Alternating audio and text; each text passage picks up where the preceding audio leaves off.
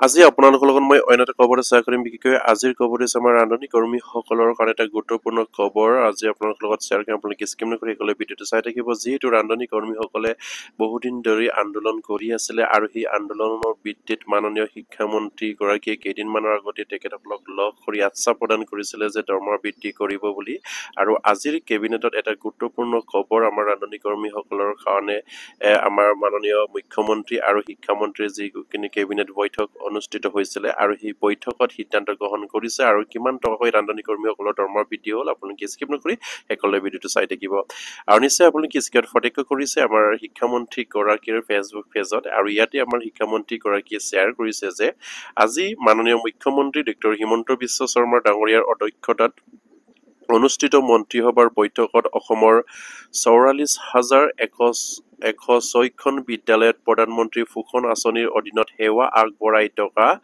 1,08,643 গৰাকী মধ্যাহ্নভোজন কৰ্মচাৰীৰ মাহিলী মাননি 500 টকাকৈ বৃদ্ধি কৰাৰ সিদ্ধান্ত গ্ৰহণ কৰে আৰু ইয়াত উল্লেখ কৰিছে যে আমাৰ শিক্ষামন্ত্ৰী গৰাকীয়ে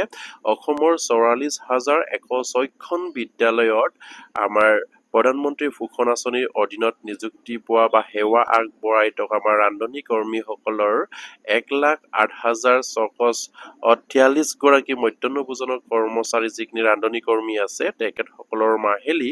500 টকাকৈ বৃদ্ধি কৰাৰ কথা ইয়াত সিদ্ধান্ত গ্ৰহণ কৰাৰ কথা ইয়াত উল্লেখ কৰিছে আজিৰ কেবিনেটত আৰু মাননীয় মুখ্যমন্ত্ৰী আৰু মাননীয় বিত্তমন্ত্ৰীৰ এই সিদ্ধান্ত গ্ৰহণৰ বাবে ধন্যবাদ জ্ঞাপন কৰিলো ইয়াত উল্লেখ কৰিছে নিশ্চয়কৈ আমাৰ মধ্যাহ্নভোজনৰ কৰ্মীসকলৰ কাৰণে ভাল খবৰ বুলি ক'ব লাগিব কাৰণ তেখেতসকলৰ মাহিলী 500 টকাকৈ বৃদ্ধি হৈছে কাৰণ তেখেতসকলৰ মাহিলী 1500 টকাকৈ লাভ কৰি আহিছিলে কিন্তু সেই মাহিলী 1500 টকাকৈ এতিয়া লাভ কৰাৰ পৰিৱৰ্তে আমাৰ সেই ৰান্ধনী কৰ্মীসকলে 500 টকাকৈ মাহিলী এই দৰমহা লাভ কৰিবলৈ সক্ষম হ'ব খুবেই এটা গুৰুত্বপূৰ্ণ খবৰ আমাৰ ৰান্ধনী কৰ্মীসকলৰ কাৰণে কাৰণ অসমৰ মাননীয় মুখ্যমন্ত্ৰী আৰু শিক্ষামন্ত্ৰীৰ যিখিনি তেখেতসকলৰ আজিৰ কেবিনেট বৈঠক অনুষ্ঠিত হৈছিলে আৰু সেই বৈঠকতে সেইখিনি সিদ্ধান্ত গ্ৰহণ কৰাৰ কথা ইয়াত উল্লেখ কৰিছে আৰু আমাৰ ৰান্ধনী কৰ্মীসকলৰ এতিয়া 500 টকাকৈ বৃদ্ধি হৈ তেখেতসকলে পূৰ্বৰ 1500 টকাৰ লগত 500 টকা যোগ কৰিলে 2000 টকাকৈ তেখেতসকলে মাহিলী